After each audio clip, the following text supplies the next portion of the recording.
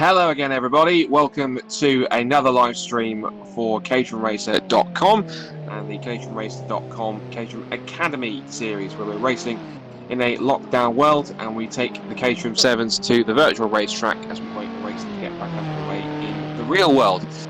We're here once again at Snetterton. The 420Rs have been here previously in their season. Now it's time for the Academy cars to get out on the track.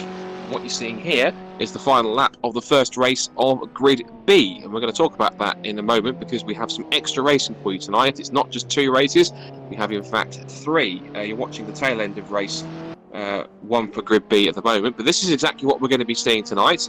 So the first full race that you're going to see is the second one for Grid B. This is drivers who qualified, pre-qualified outside of the top 18. Inside that top 18 would have been in Grid A.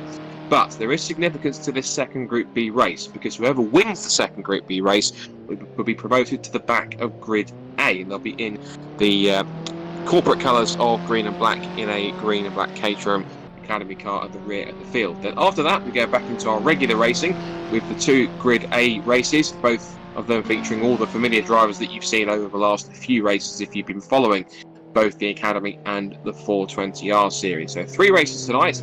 3 times the fun rather than just the double header, and there's the man that's won race 1, but he'll have to try and do it again if he wants to go through into Grid A. So for the record on the left, it's Alan Curtis who has just won the first Grid B race from Trevor Conway and Jeff Newman, and there is quite a field in here tonight. There's around about, I think, roughly 14-15 cars, although there are a few more that are waiting to line up potentially for this second race. So Alan Curtis wins the first Grid B race from Trevor Conway, Jeff Newman, Tom McEwing and Mike Hilton. Then Rob Oldland, Paul Marsh, who's one of our 2 newer drivers here tonight in Grid B, Ben Buckley, Jim Earlham and Darren Holdcroft. And then for the record we've got Alberto Vea from Dennis Erkenbachs and Richard Groom, and then we have Mark Ryder, who was in the race earlier on but sadly had to retire after an incident. And also in here, we should hope we have racing, is Philip Clark, Andrew Parker and Graham Hopkins, which could make a 17 car field for this second race. So 17 cars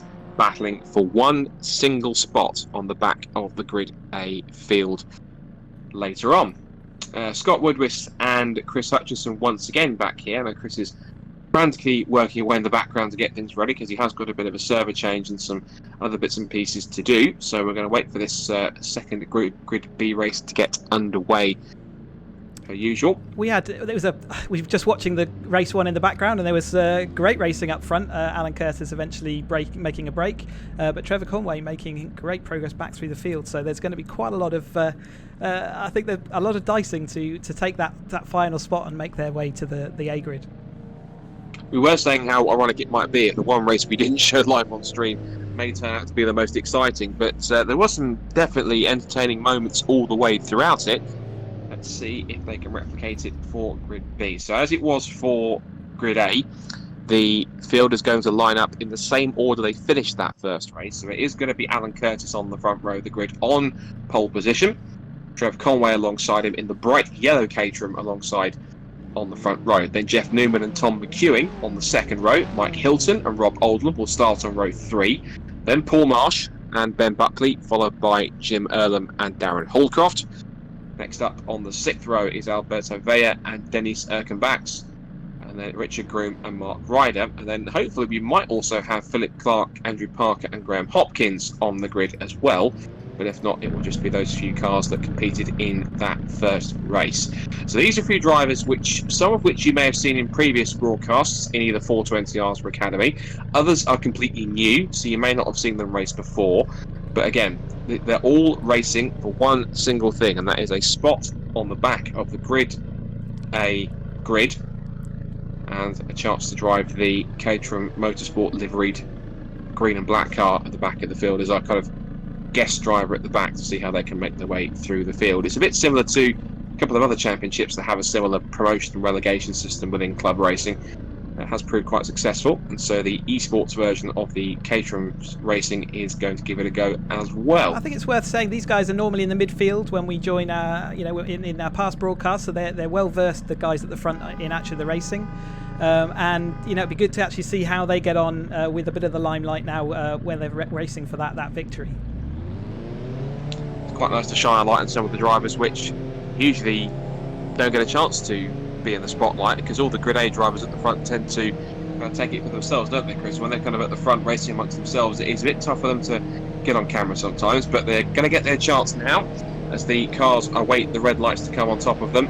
So, race 2 for Grid B. The winner goes through to Grid A for the 2 races later on this evening. The revs rise for the second Grid B race here at Snetterton on the 200 circuit.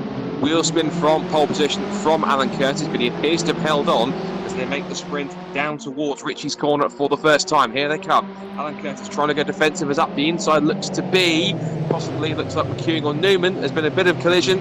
Wide goes Conway, also goes wide, looks to be, I think that looks possibly Mike Hilton, one of the two as they head down towards the Montreal kink, but instead of going right around in the 180-degree hairpin, Ben Buckley cuts all the way across the grass, completely forgets where the track is.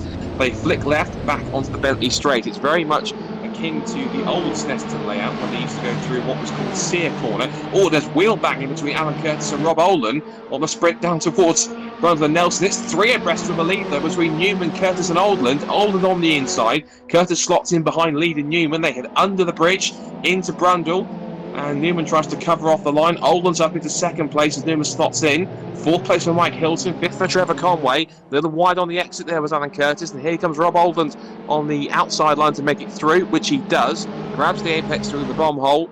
And now as they come through the right-hander at Caterham, and look at this second, third, everyone else behind all want to be in those podium positions. But at the moment, Chris, Jeff Newman, he's just trying to sail away at the front, saying, "Scrap amongst yourselves, boys. Keep it up like that, and I'll have the victory all to myself." Yes, he will want to make that gap count. They're all drifting wide there out of the final bend. So yes, Rob Oldland is going to be an academy driver this year when the season starts shortly, and we've got Trev Conway, a kind of Road Sport 270 sort of level driver there.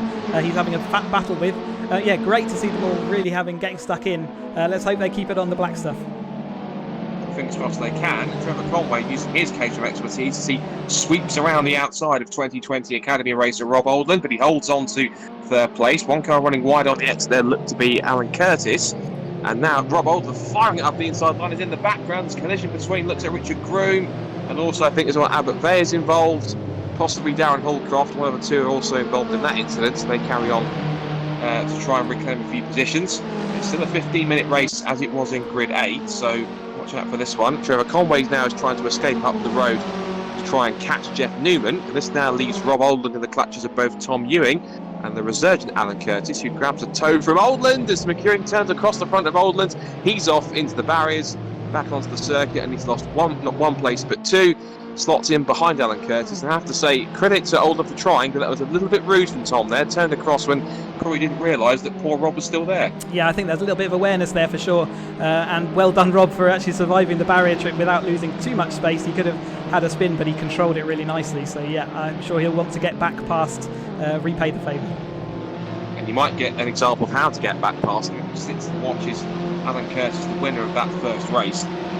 Sits in the slipstream on the sprint down towards Ritchie's, down the centre straight to complete another lap. And it's Trevor Conway who has the fastest lap in that first proper flying lap. He's 2/10 quicker than Jeff Newman at the front. There is Trevor Conway sweeping through the shot as we ride on board now with Alan Curtis, winner of that first race, back down to 4th after 1 or 2 little mishaps on the first lap. And he's now going to look up the inside of Tom McEwen, who's just opening up the door for him after you, Alan, as he heads into Montreal.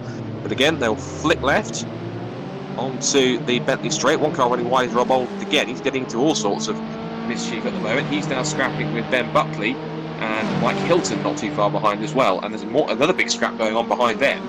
And that looks to be the 83 cars you mentioned, actually. So we now watch this battle that goes on for 3rd place for the final step on the podium. And McEwen again will look to go around the outside. Curtis tries to hold his line on the inside for the first part of the complex, and sideways on arrival, that was Mike Hilton. He's almost sideways in the middle of the road. Buckley and Oldland are going at it now for what is currently 5th position, and Buckley has the position behind them. This is now Alan Curtis as they head through the right-hander. Here's that scrap going on between Buckley and Oldland. And Oldland's certainly giving as much as he gets, and he's heading through right-hander, this long right-hander at Caterham. It used to be a shorter right-hander with a very short straight towards the tight Russell chicane, but it's now Murray's, this very tight and very complicated left-hander. Chris, you've driven that corner so many times. even some of the quicker Caterham drivers will acknowledge that is one of the toughest corners in the country, because you're carrying so much speed through a never-ending right-hander, as we continue to watch Buckley and Oldland go at it, 5th position. Yeah, It's a absolutely. never-ending corner, and a very tricky braking track. Yeah, I mean, the braking is extremely tricky, and it's very easy to outbrake yourself in there, but equally it's easy to lose a lot of time. So you've got to push on, and you've got to just try and find that really good balance between using the grip of the tyres for braking, turning, and getting to the apex all at the same time. Now, Rob Oldland, from the outside, I think we need to teach him that smooth is often fast, right? He's looking a bit like adrenaline's driving that car rather than a human right now. He's certainly given us quite a show, at least. Flamboyant is usually quite show-offish, but they usually say if it looks boring, it's probably quite quick. So Oldland, I think, is going to have to try and smooth out his driving style just a little bit, but certainly giving all he's got. So we have to commend him for the effort. And he's certainly not letting Ben Buckley get away too far as he heads through. He runs a little wide, as I say that, on the exit of Nelson and through the bomb hole as Buckley takes the optimal line, as that circuit just compresses at the bottom, right at the apex, and then fires it out the other side. Richard Grimm's not doing too bad either. He's not too far away from a 6th position, back in 7th. He's someone who owns a Caterham in real life but doesn't actually race it. He's now translating what could be some potential ability on the track. He's translating it into the sim here to see how he gets on in a sim environment. There are 1 or 2 drivers in the field that we've got in the entries across both grids tonight, Chris, where they're not all that experienced, be they new academy drivers or they're drivers who do have Caterhams in real life and do drive them on track days, but not so much race experience. But they are showing what they can do in many cases to possibly showcase that if they did decide to race, they're actually not too bad. They're pretty handy behind the wheel, at least in the sim. Yeah, I mean, they're learning their craft is what they're doing, and all of the experience you gain from the psychology of racing and simulators, you can translate directly into a race. How do you maneuver someone? How do you make a run on someone? All those kind of things are equally as valid in the simulator as it is in real life. So, and equally just being a bit calmer of mind, which a lot of the experienced racers, you'll find that, well, they feel the nerves, they actually remain fairly calm in the wheel, especially when things start going wrong, and that often means that they survive issues where, early doors you might make situations worse by being a bit of a panic. Certainly panicking is not the one thing you don't want to do in a race situation, because the more you panic, the more you start to lose control, and not just of the car. So these guys are going to have to take it very carefully, and smooth is always the key. Being smooth at first is how you build up a bit of a rhythm, then you start to become more consistent, then you start to find a bit of speed, and then your pace starts to go through. That's the kind of way in which the drivers will have to kind of build up, not just their racing in real life when they're becoming onto the track as academy drivers, particularly those in 2020, but also when they're learning the sim as well. It's also quite a crucial part of it. So we've hit half distance in this second 15-minute race for Grid B. Remember, winner of this race, and only the winner, will go onto the back of Grid A for the 2 races coming up later on. And this is the man that will currently get it, although he keeps on being flamboyant like that. He might not get too far further in front. 4 seconds is the advantage between Jeff Newman and Trevor Conway. There is Trevor, you just saw, in a car that's not very difficult to miss, Chris. It is one of the brightest cars on the grid. Both he and his son Alex, who was last year's Academy Green Group champion, share the livery. And if you see that coming up behind you, you definitely know it's a Conway, but depending on your category, you don't know if it's Trevor or whether it's Alex. Or if it's a waving yellow flag. It's exactly the same kind of effect.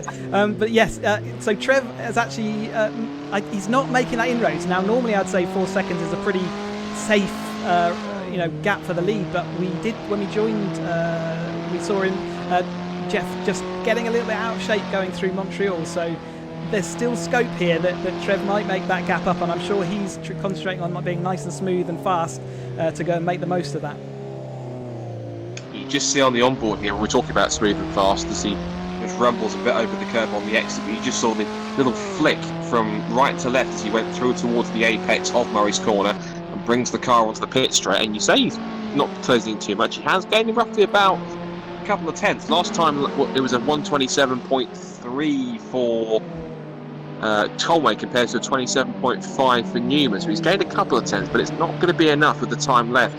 He wants to get that lead. Now this is the scrap for 3rd place and the final step on the podium. McEwing has it, but Alan Curtis, who won the first Great Grid B race, and Ben Buckley behind, who's charged up to the pair of them, they both quite fancy it themselves as they wind their way through the first part of Montreal. Buckley uses all the curb and a little bit more, which I'm sure if there was any stewards might have a quick word with that one. Now down the Bentley straight now once more with 5.5 minutes to go. And trying to catch into the toe is quite critical, particularly, as we know, Chris, with these cars, particularly on straights like this. If you can stick to the car in front of you and really get into the draft here, it's one of those circuits where, and one of the parts of the circuit, where if you are able to hold on the slipstream and pull alongside, if you can get in front before this very tricky complex in front of Nelson, you can make a move pretty easily. But if you've got cars around you, it makes it even trickier, because they're going to be trying to get a tow off you and the car you're trying to tow from. It could make it very tricky, depending if you've got at least 3 cars around you all fighting for the same place. Yeah, absolutely. The balance between attack and defend is really important, especially going into a corner like Brundle and Nelson, where offline it's very dusty, and we do see cars in real life and in the simulator go side by side, and it is possible to do. You need to both work together on that to make it successful. Here's a prime example of watching the slipstream in action. This is Curtis going for third place, darts to the outside of McEwing as they sprint towards Richie's corner. McEwing thinks, he's got to go ultra defensive, but he knows this will open him up on the exit if Curtis gets the cutback, which he tries to do. That's not quite what I meant by cutback, Tom, Alan. You meant to keep on the black stuff, not on the green, as he head down the outside this time. Buckley closes up again as they turn their way through Montreal and then flick left back onto the Bentley straight, and this time the hunter becomes the hunted, because this is the view from Ben Buckley. He is staring at the rear end of Alan Curtis's car, and now he darts to the inside, which would be the inside for the next corner. He'll get a little bit of side draft here as he pulls alongside, and now as they sprint down towards, he'll have the inside for the first part, but he's going to get the move done. He tries to brake as hard as he can and just misses the rear end of Alan Curtis's car. Doesn't miss it that time, but he tagged Tom McEwing, excuse me. And Tom now has to wait for Richard Grimm to go through. He might have been given at least one position on a silver platter. As we see now, Alan Curtis is running away thinking, where did both Tom and Ben go to? Because they must have wondered. Well, he saw it all happen in front of him, actually. I think we sort of said that we might see some missed braking points, and I think we can classify that as such. He was certainly having an accident well before the actual contact was made, and he was lucky to get away with it in early doors, and it was a shame that they came together eventually. But yeah, that was definitely a missed braking point overall. I commend him for ambition braking that late, but it didn't quite work, so maybe next time Ben will have to kind of rejig his braking point a little bit earlier next time. We're up to 3 minutes to go now, or just under that, and Alan Curtis, winner of race 1, getting caught up in 1 or 2 incidents, has left him about 11 seconds or so behind the race leader Jeff Newman. The man he's trying to been chasing him down, which is Trevor Conway, 3.6 seconds back still, so that gap has stayed fairly static, and Trevor, whilst making very slight initial inroads, hasn't been able to close much further. But he can, and the agonising thing will be, Chris, as you've probably seen from times before, when you're trying to catch someone but you're not making that much time on them, it's agonising to see them right in front of you but not actually getting any closer. If you're going quicker, they'd start to edge further and further, back towards you, whereas if you're both very evenly matched on pace, although again watching him quite through the bomb hole seems to be pretty quick through there, he's getting another 4/10, so what do I know? But he's starting to close in, but when you're very evenly matched, not being able to close in that gap, it must be agonising as a driver to think the person I want to pass, for example the lead, is right there, but just not making any inroads doesn't allow you to get that much closer. Yeah, and then especially if you start pushing as hard as you think you can get away with, and you're still making that gap back, yes, it can lead to frustration. Oftentimes what's best to do is keep calm and just get into a zone and put in lap after lap and hope that the pressure starts telling on the person in front in those situations. Certainly you can have a case where if you're just making up the occasional 10th here or there, can apply the pressure to the person in front, and then you can make use of that by just being consistent. And certainly I think that's the phrase, keep calm and carry on. I think that's the best thing to do in a situation like that, as you rightly pointed out. The best thing to do is to keep calm and to try and keep as smooth as possible, because if you can get close enough and start putting the car in front under pressure, it can certainly have quite an effect. At the moment though, Trevor Conway is not really being able to put Jeff Newman under pressure. He will just be able to see the bright yellow Caterham in second place in his rearview mirrors, but it's not going to be close enough to give him any trouble or hassle whatsoever, as he calmly and smoothly makes his way through the compression at the apex of the bomb hole, through this long right-hander of Coram. The way it just goes on almost forever as it heads through this right-hander, and then head right down to one of the trickier braking zones, in fact the trickiest on this zone, and one of the trickiest in the UK, I'm sure, as you then have to flip left quickly through Murray's and set the car up for the run down the centre straight. And we've seen it time and time again in real life racing, at least, that these cars, if they're in a pack together and they're battling for the lead, and I said it before at Zandvoort, Chris, the worst place, particularly here, you want to be in a race is last corner, last lap in the lead, because if you've got at least one car behind you in the slipstream, there is no guarantee that you will stay there by the time you get to the line. Yeah, in real life racing, we often see people racing to be second at the start of that lap, and certainly at the beginning of that straight, because yes, there is just enough time to get the slipstream pull ahead. In the simulator, it's not quite that powerful, but again, if you're right on their tail as you're coming out that final corner, if they just make a slight mistake, it's your race to take. Well, at the moment, it appears to be Jeff Newman's race to take right now. I will note that the gap has come down to 2.7 seconds. They're on the final lap of the race. I would presume that's possibly Jeff just backing off slightly in order to preserve the lead enough to be able to get to the flag and take that last spot on the grid. He actually made a mistake into Murray's on the last lap, and I think that's probably what cost him most of the time. And I would expect him to have just dialed that back this time just to make sure and absolutely make certain of it. Well, mistake or not, it looks as though he's got enough of a momentum at the moment, at least until he gets on the exit of Murray's, I can probably say that with confidence. But into the last couple of corners comes Jeff Newman, and he will be quite pleased if he can make it through Murray's trouble-free to get the job done. Through the left-hander, all done and dusted, looking clean to me. He expects to sprint to the line, and he will get the grand prize of joining the Grid A drivers in the next two races. His evening isn't done just yet. He gets the checkered flag. Jeff Newman wins the second Grid B race and the promotion spot from Trevor Conway in second place. They were the two dominant drivers in this field on this particular occasion. Third place and the final step on the podium goes to that first race winner, Alan Curtis. Then fourth goes to Richard Groom. Good drive from him to keep out of trouble to get a top five. Can't say the same for Tom McEwing or indeed Rob Oldham, bless him, but he does get a P6 for his troubles. Seventh for Mike Hilton, eighth for Ben Buckley after his antics. So after his little collision, couldn't quite recover, and he slipped all the way down towards the bottom of the top 10.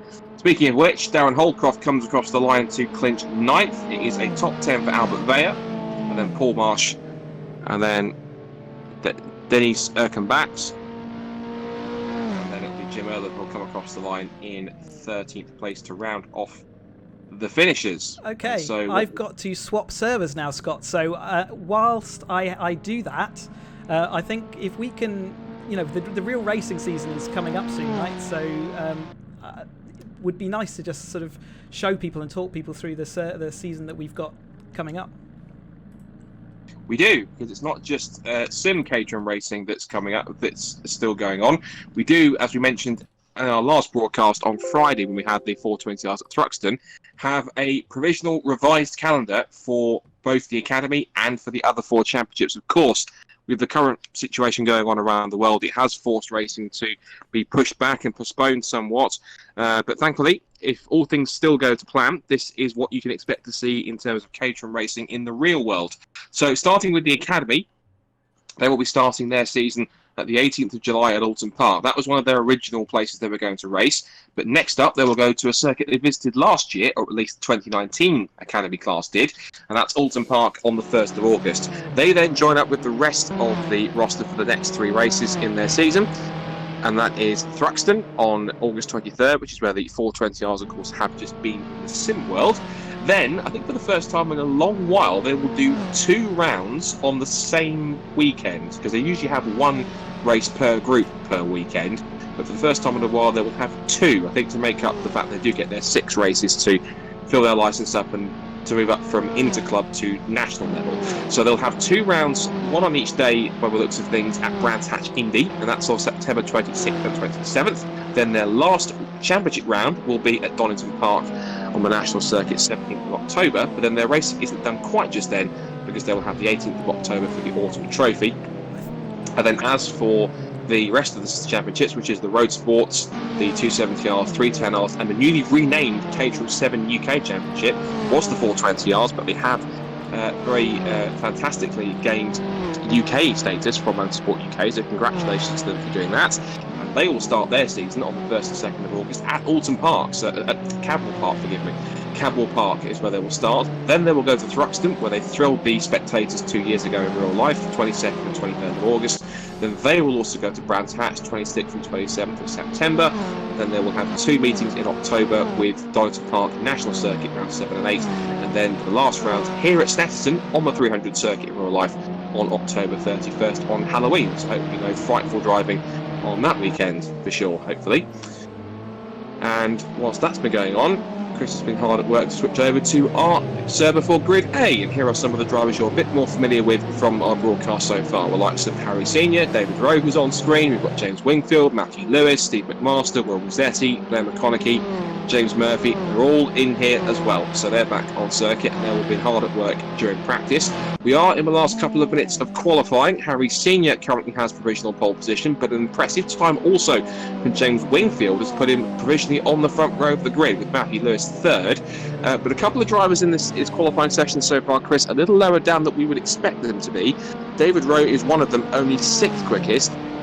But the crucial one, I think, to look at down the order is James Murphy, outside the top 10 currently, with only a couple of minutes to go. And if he can't improve, Chris, he'll be starting back down in 11th. And after the past couple of meetings, not exactly where he wants to be. Well, he had a bad Thruxton, didn't he? And I think he had some technical issues, so I wonder whether they've carried over. The reason we're following David here is there's a trio here of drivers. We've got Matthew Lewis, David Rowe, all coming through ready to set another lap, and whether they can actually improve. Let's have a look.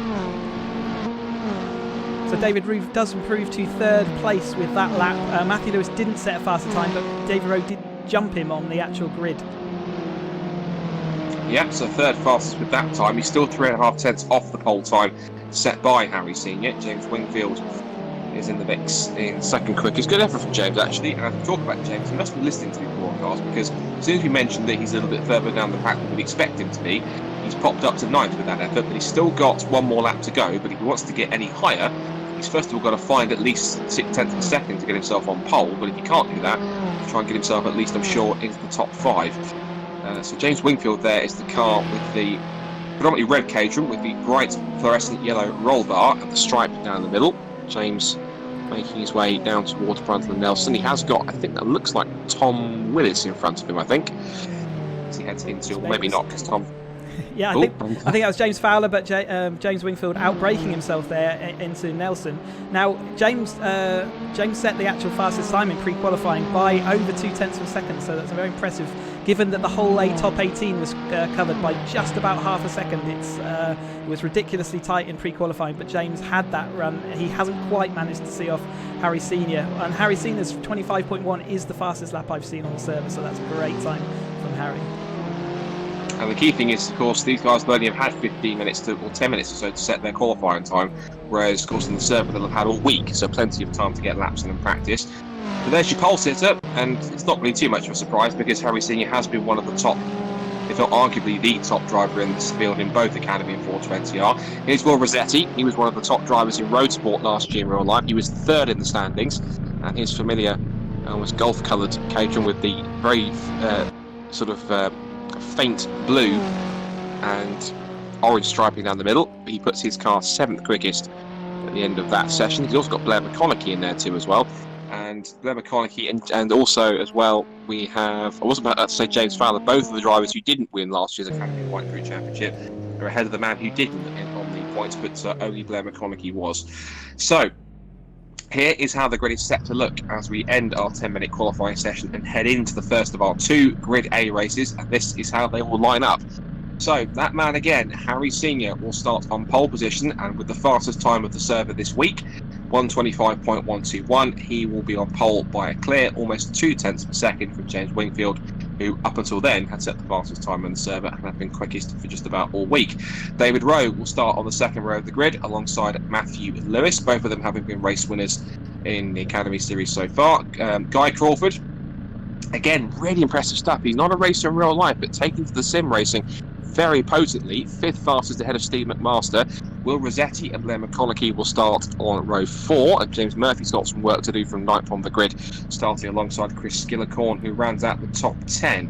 11th place for one of our new drivers, a sim racer from Belgium, Tim Van Hee, and he starts on the 6th row alongside last year's Academy White Group champion Tom Willis. Paul Fernerhuff and Steve Arnell have got some work to do in a very tough field that keeps on getting stronger week on week as they start on the row 7. Then Dominic Mansberger and Mark Bennett, James Fowler and Jeff Newman round out the top 18 cars that are in the grid, because of course Jeff starts at the back with no time due to his win in Grid B just a few moments ago.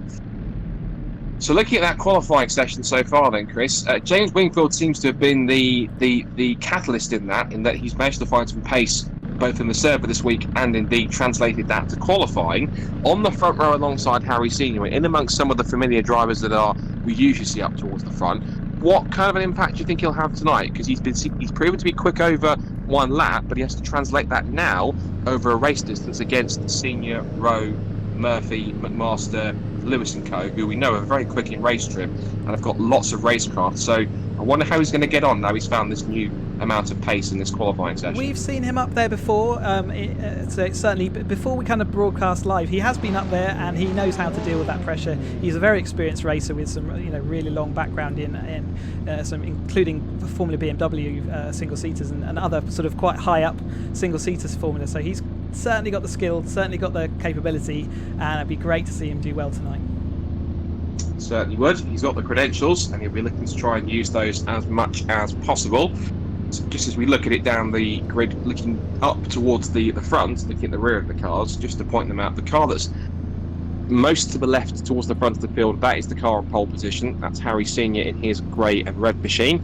And you just see there on his right is the predominantly bright red, almost pinkish red and yellow Caterham of James Wingfield. Then you have the black car with the FPO logo on the side, and on the back of it, that is David Rowe. Alongside him is Matthew Lewis in the white Caterham with the red stripe, and then alongside him are the next couple of cars in order, Guy Crawford, and a couple of cars in the order as well. So red lights are about to come on for the first Grid A race of the evening here in the caterhamracer.com Caterham Academy Series. The Snetterton 200 circuit awaits for 15 minutes of action between Harry Senior and James Wingfield on the front row of the grid. It's a fairly equal launch from the front row. I think Wingfield might have just got a slightly better start than Senior as they make the sprint down towards turn one for the first time. It is side by side. Senior's got a clean break into Richie's corner. I think it wasn't as good a start as I thought it was, because Lewis and Rowe have both got a jump on James Wingfield into Richie's for the first time, and they're now side by side with the lead. So Senior turns into Montreal practically on his own, side by side for second place, and a big dive for fifth place by Will Rossetti, making up a couple of spots to Steve McMaster and Guy Crawford. Rossetti forgets the track completely, skips across the chicane at the exit, goes on to prevent the straight, rejoining at full speed. He slots in behind Blair McConaughey for 8th position, but down the back straight for the first time. And James Wingfield, Chris, not getting the start he wanted, and from what could have been a chance to jump Senior off the line and get the lead into turn one, see him lose a couple of spots, and now behind a duelling Rowe and Lewis. Yeah, this is all action going on in the mid-pack here. But yeah, Harry Senior again doing what Harry Senior does and getting a gap early doors while David Rowe and Matthew Lewis fight it out. Again, we're seeing the same thing. Can they learn from their previous escapades and pull that gap back now while they still can? It is a little bit of deja vu, isn't it, watching this happen? Senior gets the lead and everyone else behind who are the main front runners scrap amongst themselves and don't realise that Senior's clearing off into the distance. And hopefully, as you said, will start to realise that and maybe start to work together a little bit. Oops, one car's gone off in the background. It might be Tim Van Heet, our Belgian sim racer that's joined the grid tonight. Unfortunately, dropping down the order, he's tumbled down to 18th. And as for Jeff Newman, who won the Grid B race, he's already up 2 spots to 16th ahead of Van Heet, who had that spin. And also Mansberger, who's dropped down to 17th position. So, end of lap 1, and it's Senior who leads the way by about 1.2 seconds. It's Rowe in second place, ahead of Lewis and Wingfield. James Murphy's caught up after a few spots. He was down in 9th, so he's got through the field and up to 5th position from 9th, up 4 places. One car that was running wide there looks like it was possibly Steve Arnell, or Chris Gillicorn actually. Chris Gillicorn was the one that ran wide. He's down to 10th as Guy Crawford's got through. Guy Crawford's got caught up with a couple of incidents. He was 4th or 5th on the grid, but he's now slipped down to 9th. And they head into Brundle Nelson now for the second time with Murphy watching on, and he's bringing Steve McMaster in the yellow Caterham with him. Behind them, good little tussle going on between Will Rossetti and Blair McConaughey over 7th place. More shenanigans in the background. That was almost 4 abreast into Brundle Nelson there between all that lot. It looks as though James Fowler was one of the winners in that. Mansberg has also made up a couple of spots to 14th too. So plenty going on in the second lap, Chris, and every way you look, at the front and the mid-pack and towards the rear, there is racing going on plentiful, lots of pack racing going on, and positions changing hand over fist. Yeah, I think trying to find and point out all the action and be on board at the right times is going to be tricky this race, but we're going to give it our best shot for you. On board with Matthew Lewis as we're going into Rich's turn 1. He's got a bit of a run with that little toe right at the end, but did you see him back away from it? And I wonder whether that is him working with David Rowe to try and make this gap up. He's certainly sitting there quite comfortably at the moment. So yeah, I think they are trying to work together. 2 cars move through the air together, better than 1 car. I guess that's one of the main key things. They will cut a much bigger hole in the air, and therefore they'll manage to move through it much faster. These 2 aren't really working together that well, if they are trying to. That's James Wingfield and Steve McMaster scrapping over 5th position, and they're both allowing James Murphy to scuttle away up the road and chase after the 2 cars battling over the podium places to make it a trio scrapping for the podium. Behind them, this is a quartet going at it for 7th place. This is for the bottom end of the top 10 between Rossetti, McConaughey, the recovering Skillicorn, and Guy Crawford, who started back in 5th, but he's dropped all the way to the base of the top 10, unless he can go around the outside and dive up inside of Chris Skillicorn, which he can't, and now he's under threat from Mark Bennett in position 11 behind them. They're broken away now. It's now a threesome and a pair as they battle with the bomb hole. And now Will Rossetti now has got on his tail both McConaughey and Chris Skillicorn, so lots of scraps going on. And I almost feel for Chris. He's got too much battling. The racing door, there's too many battles for him to keep up with him, bless him. But he is doing a great attempt at it to try and keep up with it all. But lots of action, Chris, going up and down. So it certainly isn't a race that's dull on action, because there is plenty of it wherever you look. No, really great racing. Will Rossetti's had already a very exciting race, we'll say, shall we? Making a mistake in sort of the turn 1 hairpin, somehow surviving that, and now making his way back through side by side with Blair McConaughey. They do tap wheels and sends Will out wide, so he did come off on the worst of that one. Side by side through Richards is tough, but yeah, great racing all through the field. It doesn't look like the front guys are able to pull that gap back. Harry Senior, as we've seen before, has managed to maintain that gap and in fact increase it very slightly. He's nearly up to 2 seconds now. So will the sort of peace pact between these 2 drivers remain? Will Matthew start pushing Dave to say it's my turn to try and pull back? And it looks like he is now coming up the inside into Nelson. He has locked up and he spun Dave out. That always was going to happen at that point. Oh, very dangerous rejoin there. Ooh, we got through it, and the racing continues. Look who's up into second, Scott. It's that man we keep calling Superman. It's James Murphy, who's got from 9th to 2nd.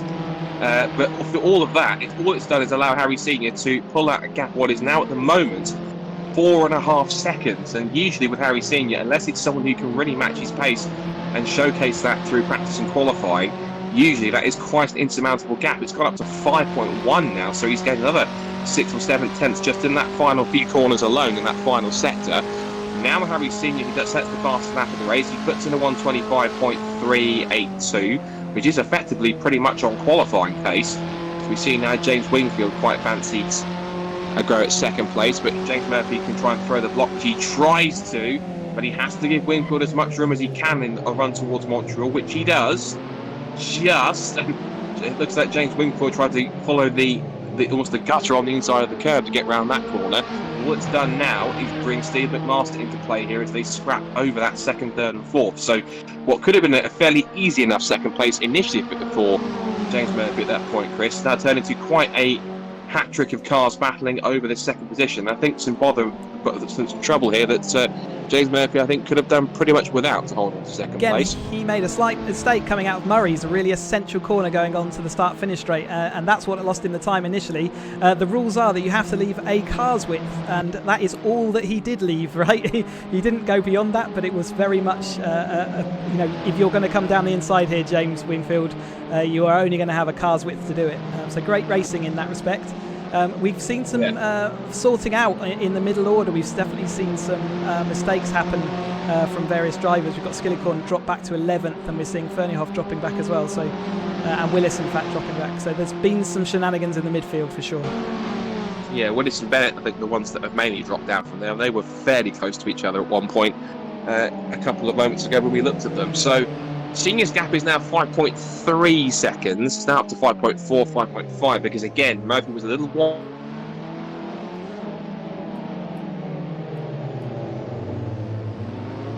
On his tail, but at the same time, Wingfield's got a rather feisty Steve McMaster still with him. McMaster was a driver who picked up one of the 2 wins last time out at Thruxton, so he's in a bit of a roll here and got quite a bit of good momentum in terms of form. He's trying to keep that up. But at the moment, James Wingfield is proving quite a roadblock for him at least, but Wingfield's pace is good enough to be in with a shout in the podium if he can keep McMaster at bay, and the answer is only just. He's brave enough to stick it out around the outside and then flip right through the second part of the complex at Nelson in order to maintain the place ahead of the bright yellow Caterham with that black roll cage as they head through the bomb hole. And again, it's just allowing Murphy to get away now. But even so, whether it's in clean air or running as a pack, Chris, no one seems to be able to match the pace of Harry Senior. He's pulled out the gap now to 6 seconds, maybe even more if these guys can't negotiate through Murray's safely and quick enough to hold on to the tail of him. So it looks as though it's one of those weekends, as it was in the early stages of the Academy, Chris, where Senior just gets in front and just has the pace advantage and no one can catch him in the lead.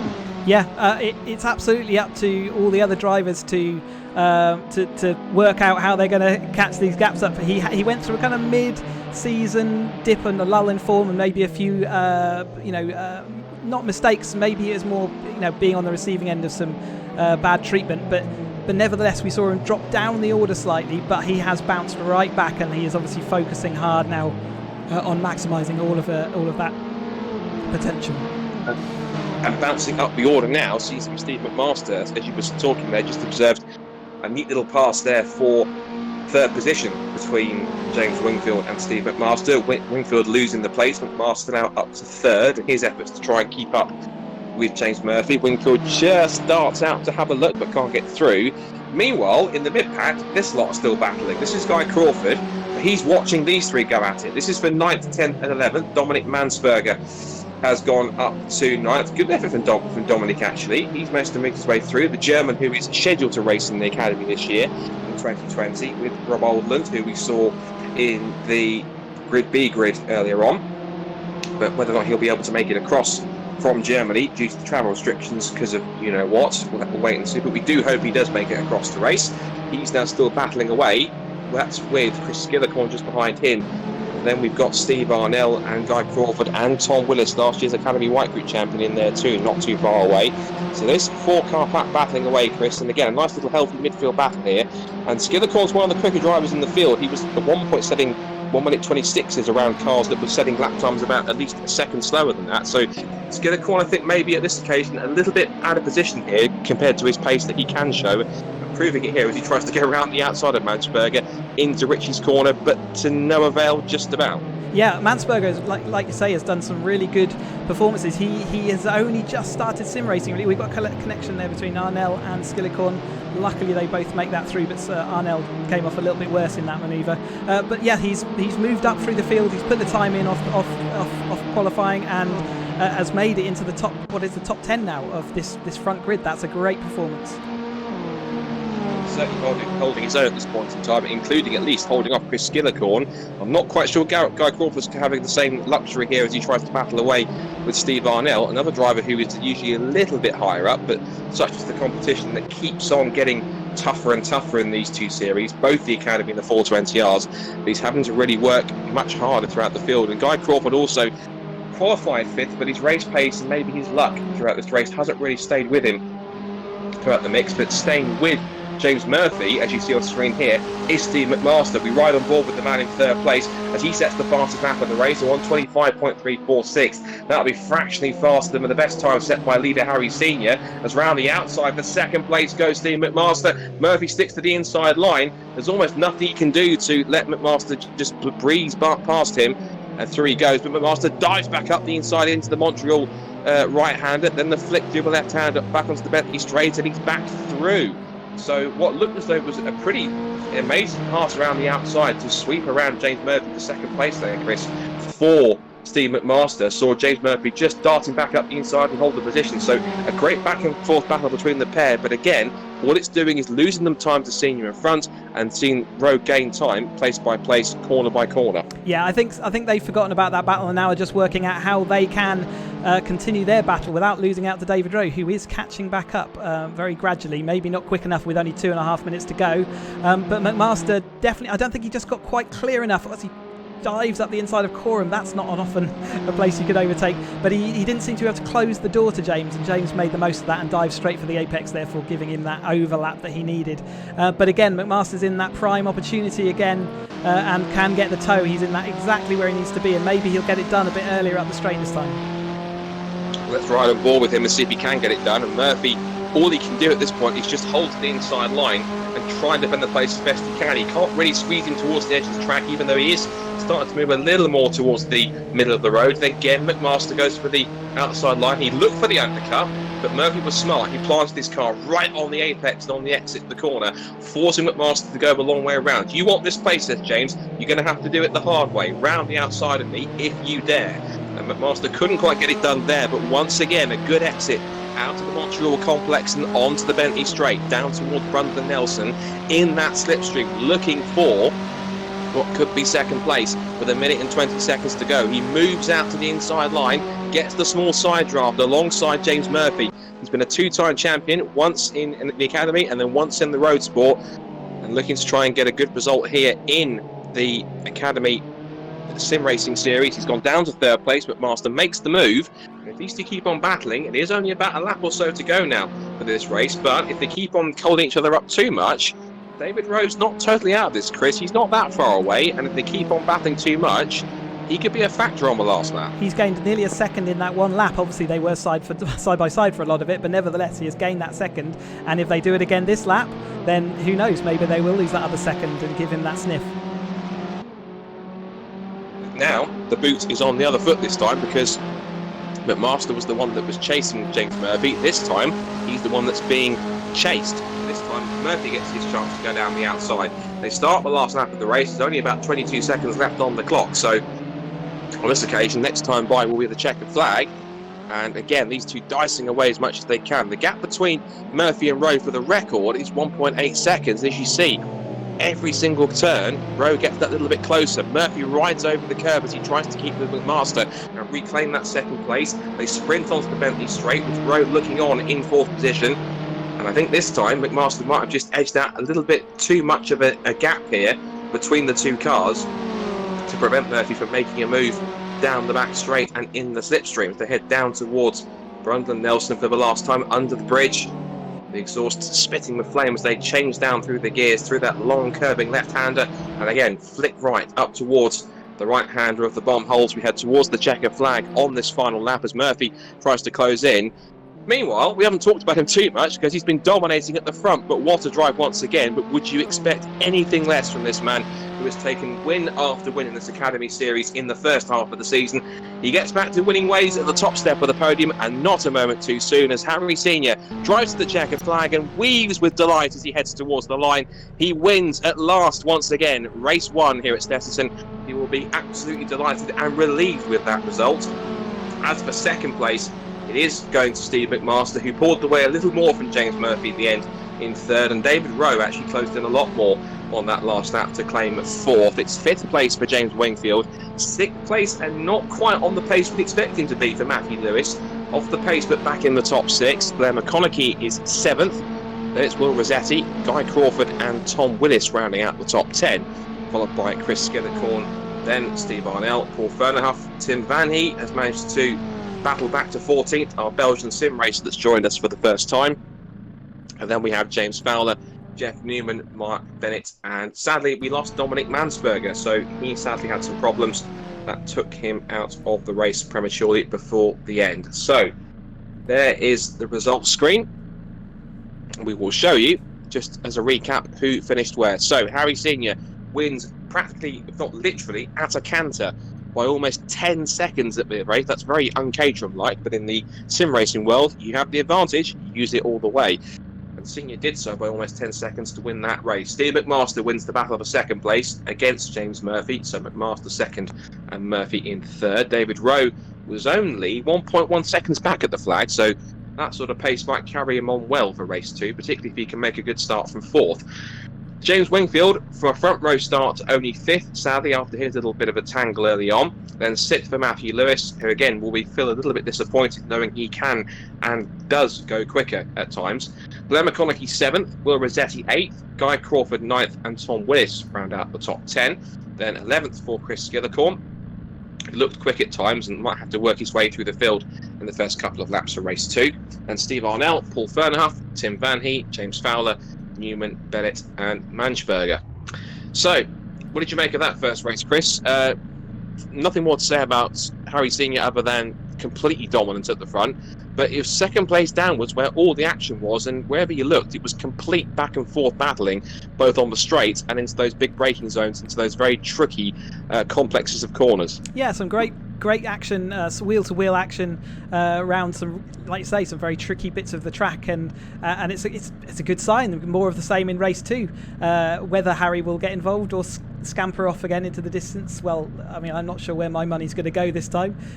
But yeah, great racing, so good job. Great for James Murphy. We said he started, so I think he was maybe even outside the top 10 or just at the lower end of it. So to get back to third, that's a great result. And like you say, Mansberger was doing well, but maybe he had a connection issue or something at the end there that's cost him his ability to finish that race. Jeff Newman, we should also mention, he made up a few places to finish in 16th there, so he did make a few places up from the back of the grid. See if he makes any more progress in race 2. Yeah, absolutely. Good progress from our Grid B race winner, the got him onto the back of the grid for these 2 races. And you're absolutely right on James Murphy. Again, he started 9th, if I remember correct, so he made up 6 spots and was possibly in contention. He was close to second, but ultimately did get pipped by Steve McMaster. But now the question has to be, is Harry Senior going to run away with this once again, or is there any chance that Steve McMaster could possibly beat him off the line, make his task in race 2 just that little bit more difficult? Yeah, McMaster, it's an interesting one. McMaster, he qualified slightly further back than we would normally expect him to, but clearly in the race the pace shone and he did rise to the top. Certainly did. And as you see on the screen here, we're looking at the front of the grid. On the right, once again, on pole position, the grey and red machine of multiple-time race winner Harry Senior. Alongside him, the plain yellow Caterham with the black roll bar, that is Steve McMaster. Row 2 is the black and orange Caterham of James Murphy. Alongside him, fellow DPR racer and in fact his DPR team boss, David Rowe. Then James Wingfield started on the front row in race 1 in that luminous, almost pinkish red and yellow Caterham. Alongside him is the white and red car of Matthew Lewis. So those are the top 6 on the grid. You would expect the race victory to come from any of those first 6, or at least see them fill out the podium. Let's see who has got what and who can potentially maybe steal a victory from Harry Senior if they can get a good start and beat him in his opening couple of laps, because as we saw in race 1, you allow him to get away in the lead and he will run away with it and run away all the way home to the checkered flag at quite a canter. We know how quick he is. Yep, sensible money's definitely on Harry. I would say watch Matthew Lewis. Obviously, he's finished with that incident with David, feels a bit further down the order than expect. So watch for him coming back through and be hungry. Here come the lights. Here they come indeed. Let's see if anyone can beat Harry Senior. He can take yet another double and yet another victory in this Caterham Academy series on caterhamracer.com. The red lights are up. The revs rise, and race number 2 at Snetterton is go. Fairly equal launch from the first few rows. Looks as though Senior got a slightly better getaway from the front row as we head down towards Ritchie's for the first time. And once again, as it was in race 1, Senior gets the better run. He gets the whole shot into Ritchie's for the first time, and everyone else falls into line behind him. It's McMaster in second place. Already the 2 DPR cars are going at it for third, as Murphy defends the inside from David Rowe. They all charge into Montreal for the first time, but then they'll flick left again onto the back straight. Interestingly enough, McMaster hasn't quite let Senior get away too far on this opening lap in the first few corners. Onto the back straight they go for the first time as they charge onto it. It is Lewis up to 5th position, Wingfield down to 6th, then Rossetti, McConaughey, Crawford and Willis round off the top 10. Skillicorn's down to 11th place. Willis has got up to 9th. There's some good battling in the mid-pack I can see further round as they head into Brundle and Nelson for the first time, and through they go. Look at the snake of them, all winding their way through this complex. Lots of side-by-side action in the midfield, but everyone so far, Chris, appears to be getting through without too much bumping and boring up through the last few corners of the opening lap. And I think we can almost tempt fate until we get to Murray's. It's been a fairly clean start to the race so far, and that's the key word. Yep, so far is definitely the adjective that you want there. But yes, I think that's just quickly thinking back to Grid B. That's probably the difference there, really, isn't it? The experience and ability to run side by side and know the situations means that there's less contact, and you do get the racing continuing, which is great to see. It is absolutely sensational to see at the end the first lap of racing in race 2. See here, that's Will Rossetti starting to make a challenge on James Wingfield. Wingfield runs very deep on the exit of that corner and has still got Rossetti trying to force the issue here, as just in front of them James Murphy can't quite escape from David Rowe, and Matthew Lewis is in there as well. So these are the 5 drivers you would have expected to battle for the victory, at least in the top 5. Wingfield, meanwhile, not quite able to translate the pace he had all week in the server and also in qualifying. And as we see the 2 DPR cars again going side by side, we'll touch back on Wingfield in a second, because this is quite a crucial move here for the final spot on the podium potentially. And Rowe neatly moves past into 3rd position. Murphy slots back into line, and Lewis is also chasing after in 5th position. But Chris, it's interesting to watch that James Wingfield doesn't seem to quite have as much of the race pace that we saw in the first part of race 1, and also the pace that we've seen over the server this week in practice in qualifying. And we know that single lap pace and race pace can be 2 different things, but Wingfield hasn't been able to translate that pace, at least in this race so far, compared to how he has been over the rest of the meeting in qualifying and in the first part of race 1. Yeah, sometimes you just get the run of things that goes against you slightly, and you know, a slight tap here or a slight slide here, and you do just lose that ground, and then because of the speed of this grid, it's really difficult to get it back. He's going to try and get it back as best he can, as Harry Senior puts in a 125.3 once again in Clear A. He did that once again in race 1. It's slightly quicker than the fastest lap in that first race, as we see Guy Crawford and Tom Willis going wheel to wheel and banging wheels, and Blair McConaughey's in the mix as well. It's just like Academy White Group last year with these 2. Down towards Montreal with Guy Crawford looking around the outside, and Willis ahead of McConaughey. It was these 2 that were going back and forth in last year's White Group Championship, back and forth, and whoops, that looks like Guy Crawford getting a little bit spat out of the queue as he exited the left kink out of Montreal. He's now under threat from Blair McConaughey, so we've got a good run on the sprint towards Brundle and Nelson. He's also got Chris Skillicorn and Tim Van He, the Belgian, also in the mix here. They're 3 abreast into Brundle and Nelson. I wouldn't advise that, boys, and that's point proven, because round goes Blair McConaughey, almost gets clipped by Steve Arnell, and he gets clipped by James Fowler. So unfortunately, I think that looks as though, Chris, it was Blair McConaughey just being a little bit too over-ambitious and going in a little too hot into the complex, and that's the result of it. So I think next time he'll teach him to possibly brake a little bit earlier, a little bit sharper into the first part of that complex. 3 wide into there is very brave, or other words, it's very dusty up the inside, and it turns what is in effect a gently curving left-hander into quite a tight bend then, and obviously 3 abreast. There's lots of people wanting to get the tarmac that's available, and it rarely works out, and that was kind of the normal result, really.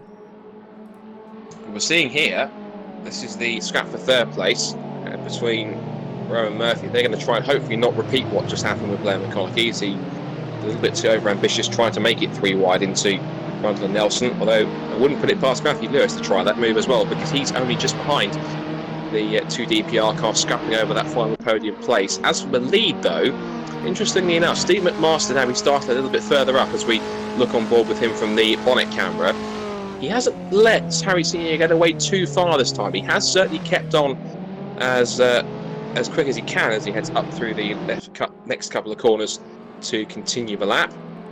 We talk about that. We talk about that half second for the toe in the simulator, and he's at the 1 second mark.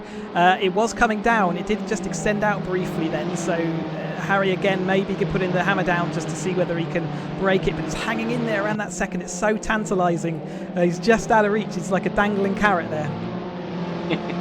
It's like what we were talking about with the scrap that we could see going on with Jeff Newman and Trevor Conway, where Trevor was just trying to close in but wasn't quite able to close back, and as you say, it was seeing the car in front that you want to pass but just not being able to get back close enough to make that move happen. So I can understand how Trevor Conway feels now, watching Steve McMaster trying to keep up with Harry Senior, but keeping up with him he is just about. He's not letting him get away too far, so that's a key thing, and should certainly be some encouragement as we go into the second half of the race. Now, as for these 3 going at it for 3rd place, they still haven't left each other alone.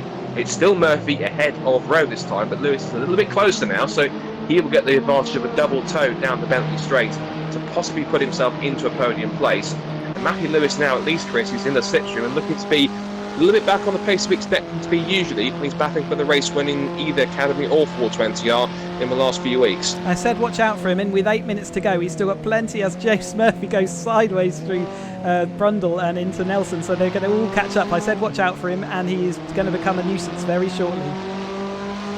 I think, as you say shortly, I think it's happening already because he's getting right onto the tail of David Rowe and putting him into quite a catch-22 situation.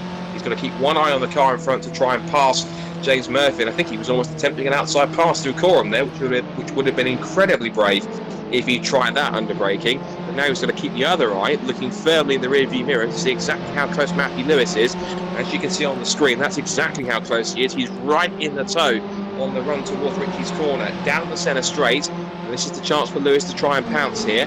Down the outside for 4th place, he'll have Rowe to his right as Rowe defends the inside. Is Lewis going to be brave enough to take a look round the outside? Not just yet, but he's going to try and come back at him on the exit and maybe get an undercut here as they head towards the hairpin at Montreal. But Lewis still keeping Rowe under threat here. But you can see, look, Chris, at the same time, not only is it also bringing James Wingfield into play, all that battling and defending that Rowe's doing is only benefiting Murphy because he's now starting to put his foot down.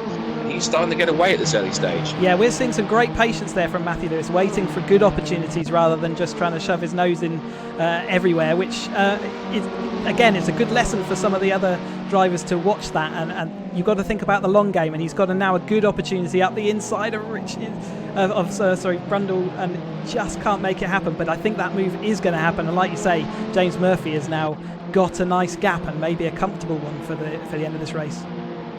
Yeah, I think he's not quite on the same sort of pace to be able to keep up and catch Steve McMaster, because he's 2.5 seconds back at this stage. Unless he really puts his foot down and McMaster really starts losing time to Harry Senior in front, and I think it's possibly 3rd place for him and him alone. This is now for 4th now between Rowe, Lewis and the resurgent James Wingfield, who's managed to find a bit more pace here as we head towards the second half of this second race. Here's the onboard shot. Up another gear for Wingfield as he heads up the gearbox and now continues on his way to watch this battle. He's got a prime seat to watch this scrap going on for 4th place, and also a prime seat if anything anything happens that could put at least one of them into any kind of strife that sees them lose a few spots.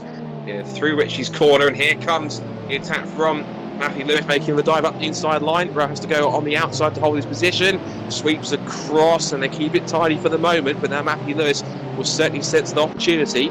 Now he's on the slipstream, as is also Wingfield. But there's 3 cars again in the tow down towards Brundle and Nelson once more, with about 5 3/4 minutes to go. It's getting pretty spicy here, Chris.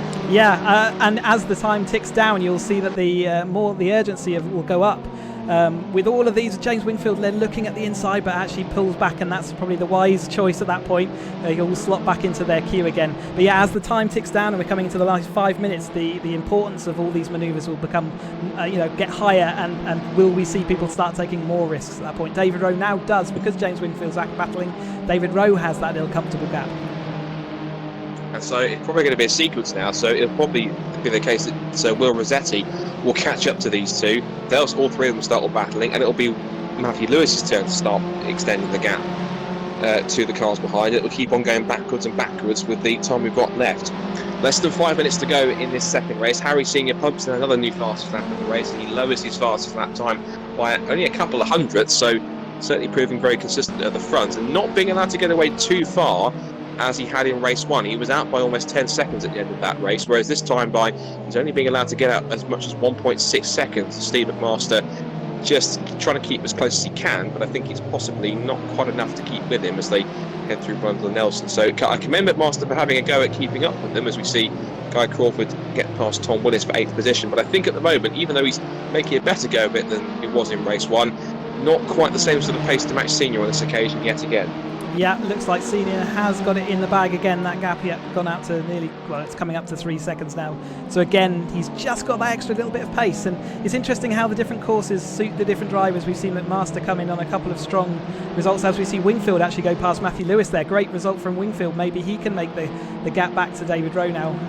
But yeah, we've seen Harry have the pace here, and other drivers have had the pace at other tracks, and I'm guessing it's all just levelling itself out. Yeah, Harry seems to quite like this combination of the Academy car around Snetterton 200. So maybe the sort of simpler layout of the circuit, as it used to be almost, apart from the little sort of nub at the top of the circuit in the first couple of corners where Montreal is. It used to be a very straightforward sort of 90-degree right-hander of Sear. There also used to be quite a lot more run-up there on the exit of that second corner. But they've almost tightened it up a little bit with the little sort of right-left flip they've got now. And here comes, it looks like, Matthew Lewis, who gets almost squeezed to the pit wall down towards Richie's corner. They go side by side into Richie's, and Wingfield,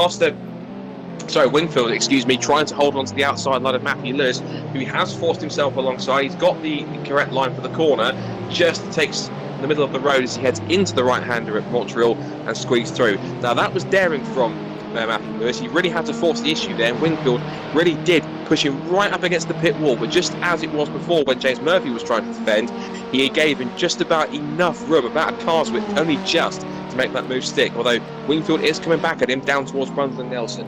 Yeah, I had my money again as they go side by side. Can they make it a stick again? Yes, they can. That's great racing. Can you tuck back under ahead of for Bomhole?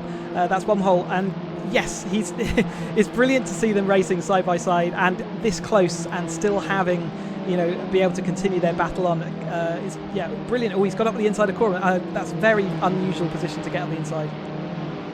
He's going for it again, and it's not usually you see a pass made by forcing prizing the door open through the middle of Coram corner.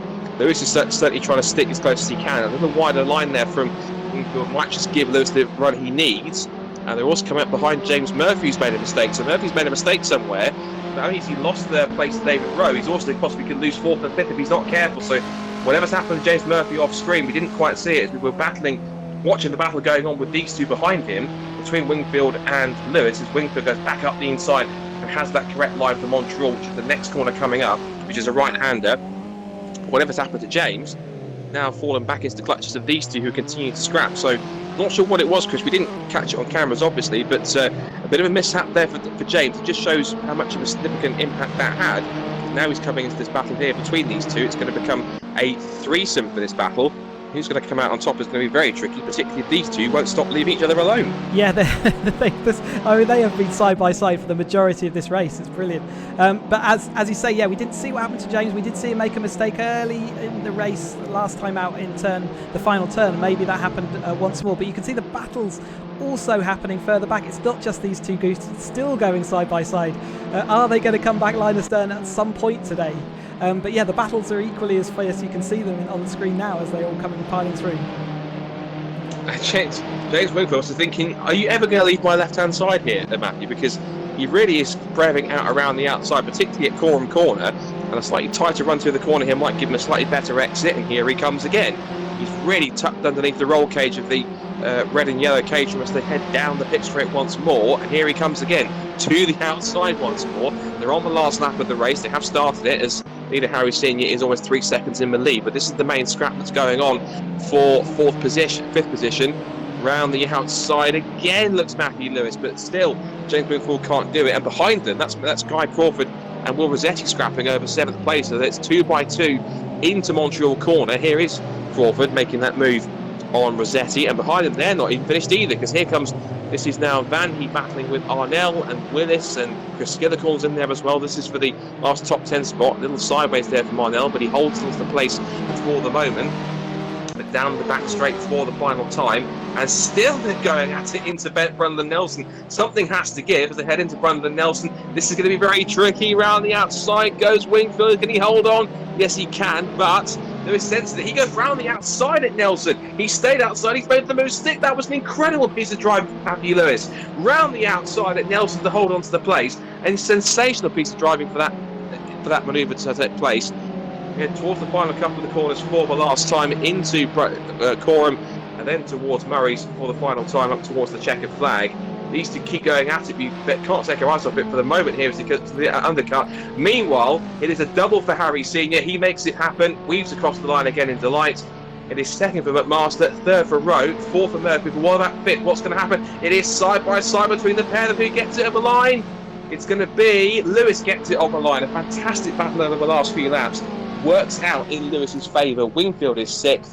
Then it's Crawford, Rossetti, Willis and Van Hee running up the top 10. Great try from Van Hee, the Belgian, to get up to 10th place after what was a bit of a not quite satisfactory first race, but to get back up that high, to get into the top 10 is very good. And look at that, that was side by side between Jeff Newman and Mark Bennett, and Newman managed to beat him on the line as well. So another typical Caterham photo finish at the end as the last couple of cars make it across the line. James Fowler and Blair McConaughey also hit some problems because they're all the way back in 16th and 17th place at the flag. So not we expect them to be, but certainly trying to make up the place as much as they could. So result from the second race, again, we hardly talked about him because there was nothing to talk about other than he was simply dominant again. Not quite as much for Harry Senior this time. He didn't win by 10 seconds. Only 2.4 this time for Steve McMaster, but still, a win is a win, and that is the double secured for Senior. McMaster second. David Rowe with a rather quiet third place. James Murphy could have been as high as third position, but some kind of error put him down to fourth. That incredible scrap for fifth position saw Matthew Lewis just beat Wingfield to the line by about 6/100ths of a second. So that was pretty close. Not the closest finish we've had at Snetterton, but we'll take that. And it's Crawford in 7th place, Roy Rossetti in 8th, and Willis 9th, and Tim Van Hee rounding out the top 10.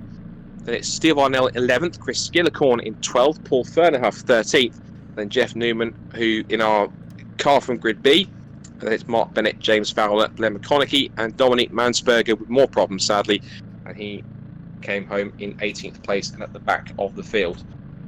Oh, I'm almost breathless at that because that was some excellent racing back and forth, and it is a shorter version of Snetterton as it used to be, Chris, but doesn't make it any less competitive for racing. We certainly saw that tonight with two epic races back and forth. The benefit of it was, I think, what made it great tonight, lots of battles throughout the field. Usually we've seen only cars getting quite spread out in some of the both races. Not the case here. This sort of shorter, sharper version of Snetterton as it used to be, lending itself to great racing. Lots of back and forth, lots of scraps, front, back, and middle of the pack. Lots to look at and lots to try and keep track of, which kept us confused but kept us entertained at the same time. Yeah, I really enjoyed that, and the depth of the field and the depth of the battling there was great to see, and just the ability to go. I can't emphasize how, strongly enough, how hard it is to go side by side like these guys were doing lap after lap and maintain that race. On the Grid B race, you could see that battles often only lasted a couple of corners until a mistake made or the gap just grew. But for these guys, they are just absolutely on the same pace, and it's it's red hot racing. It's brilliant. Yeah, red hot is certainly the case. And of course we move on to the next couple of rounds, which we'll get to in a moment, after we've possibly had a chat to a few of our drivers. So Chris, again, happy to take the lead on this one. Who do you think you can find possibly, who's around do you think we can have a chat to that was in the thick of those battles in those both races? I was chatting to James Wingfield a little bit earlier on, so let's see whether we can get him into the server. It might take me 2 seconds to get him to join the commentary box. Hey James, have you got us in the commentary box? Yes, I'm here. Hi, Chris. Wow. I don't think you were knowingly not side by side with Matthew Lewis for the whole of the second half of that race there. Yeah, actually, I was just having a chat with him in the other server. An insane race. That was awesome, wasn't it? Such fun at the end of that. For me, made up for what was not a great night, I suppose, but the racing was epic. Yeah, so you've got, sort of moved backwards a little bit off that first race, but I guess sometimes you'll take the good race over a podium. Yeah, if it's not a championship, and this isn't, and I'm not really, I haven't got a championship fight to go for, so actually what we're here for is fun and practice. And I had great fun and great practice, so yeah, I'm very happy with that. Yeah, congratulations, and hopefully we'll see you on some more racing and get you higher up that podium. Yeah, I think I've got the pace on single lap pace, and on my own practice I'm fine, but come racing with everybody else, I think there's a few glitches I need to work on, so I'll come back stronger next time, no doubt. It's good fun. I'll do it again. Okay, thanks James. Excellent stuff. Good back and forth battle between the two of them. Who else do you reckon we have that's around possibly in the server to have a chat to, Chris, do you think? It's a while since we've heard from James Murphy, and it'd be interesting to hear what happened to... Sorry, James, we've stolen you out of your conversation. We didn't see what happened to you, James. You were obviously comfortably in the podium, and then the next time we saw you, you were dropped right back. I think it was a case of the pressure probably getting to me. Dave had the pace on me all day, as did probably the top 5 or 6. And coming to the last corner, where I've been doing really well all day. You've got to, Chris, as you know, it's a difficult, challenging corner, one of the most challenging in British motorsport, because you've got the gradient on the right where you have to start your braking, then you've got to switch it over to the left, and all of it with different modulations of brake pressure if you want to do it quickly. And I just got slightly too much on the right. Not really a half spin, but enough to take me onto the grass, and I kept my head, didn't try and do any heroics, let Dave through, and got back on. And yeah, I'm really chuffed with the results today. Really chuffed. I think probably my pace probably didn't deserve them, but a bit of know-how, a bit of experience saw me through. Yeah, from that qualifying position, two sort of fighting up there in the podiums is great news, I'd say. Yeah, absolutely. It was the first race was very much a case of a lot of luck, first and foremost, and maybe a bit of know-how when to stick your nose in and when to keep it well out of harm's way, and managed to take advantage of the incidents. And then my pace was good enough to keep the podium. And yeah, you're right. I mean, having qualified so low down, I've seen the pace of some of the guys. It is getting so competitive and so quick. And absolutely thrilled with those two today. Thanks. Okay, thanks, James. I think it's only fair if we briefly chat with Harry as well, if he's available, just to congratulate him more than anything. Let's see if he's available. Hey, Harry, have you got us in the commentary box? Yeah, I got. Oh, well, Harry, that was we didn't see you much on the stream today. I guess that's a good thing in a way, but it looked pretty uneventful from your point of view. Always a good thing. Back to tracks that I like. Snetterton is one of my favourites, so in comparison to the last few times, I put in more practice, so I felt like I was a lot more consistent and just quicker. Second race, McMaster stayed with me for a little while, but then started making a few mistakes. But yeah, completely uneventful race, so perfect as far as I'm concerned. And I think probably a lap record in that race one as well. I got the fastest time in qualifying. I was a few tenths slower during the race, but I was consistently a few tenths slower during the race, so I'm really happy with it. I'd say that's pretty good for race pace. Scott, have you got any questions for Harry? Because it's obviously you've had some sort of back and forth races in the last couple of meetings, but it must be pretty satisfying to be back to the kind of form that you showed in the first half of the Academy Series, particularly when you were so dominant getting back-to-back wins. So getting back on the top step and to do it with another double, that's got to be greatly satisfying to finally get back on the top step. Yeah, it's very satisfying. As soon as we went to Not Kill and Matthew got the double there and I got second, it was a kind of downhill. Zandvoort, especially in the 420R, I kind of really didn't practice for that at all, and it showed. I finished like 6th or something, my worst result. So, we're back to tracks that I've been to before, back to tracks that I like for the rest of the season in both Academy and 420. So I'm feeling good for the next few races, just like this one, hopefully. But that's an ominous, it's ominous for the rest of the drivers, that, isn't it, Scott? Yeah, I was going to say that's probably a warning shot to say the rest of the pack's got to watch out, I suppose, haven't they, Harry, with the on tracks that you quite like? I'm not going to start throwing stuff like that around, but let's just say I'm in a good position, I feel, personally. Excellent. That's all it counts for. Go enjoy it. Again, 2 thoroughly deserved wins, a great double, and we'll go see you on Friday. Well done, Harry. Good stuff. Cheers, guys. Thanks. Well, Scott. I think we're just about done, I think, and I'm even exhausted after that. It was 2 very sort of breathless races on that side. Now then, let's give you an update. We should take a quick recap of what we've done so far. I know we haven't got the results on the page just yet. Let's look at the results, just a recap of how this Academy season has gone so far. So we can add to Snetterton, of course, 2 more wins for Harry Senior. That makes it 7 for the season out of 12 races, which is pretty extraordinary. It's over 50% of the races run have been won by Harry Senior now. But it does also mark it something very important, because we have now had, looking at it, 5 different winners throughout the season. We've had Steve McMaster, Chris Skillicorn, Harry Senior, Matthew Lewis, and David Rowe. We've only got one more season race meeting to go for the Academy Series, and that is at Alton Park on June the 1st, which is next Monday, of course. But one thing looking at that list of drivers, of course, Chris, is the fact it shows that 5 different race winners shows that as the season's progressed, it has gotten more and more and more competitive as more drivers have come into the server and in this series.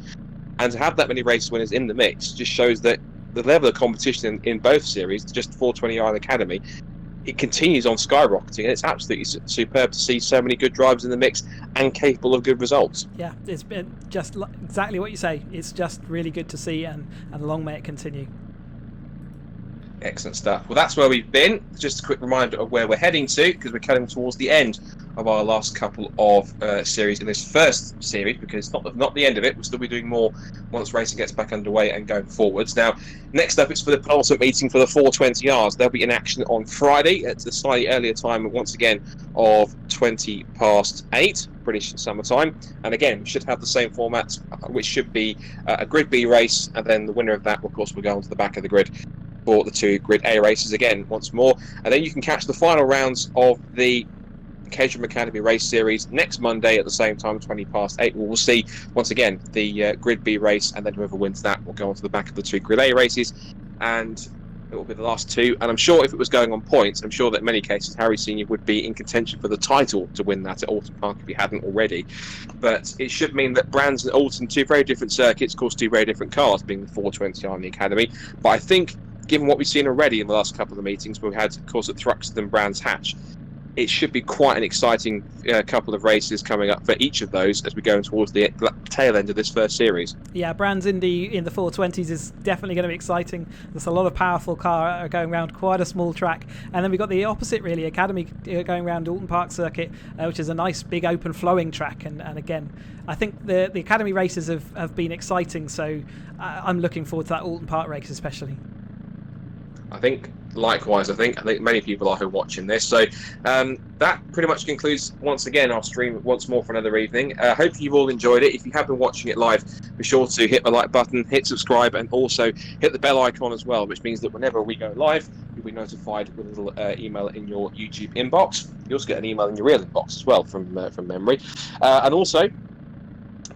We'll be sure to, if you want to watch this back in its entirety, the full stream will be up shortly after, so you'll be able to watch it back if you missed anything, and also in between now and Friday. But from myself, Scott Woodwiss, from Chris Hutchinson, and from all of us competing in the caterhamracer.com Caterham Academy Race Series, thank you so much for watching. Enjoy the rest of your bank holiday evening, and we will see you once again on Friday for more 420R action at Brands Hatch. Until then, bye for now. Bye for now.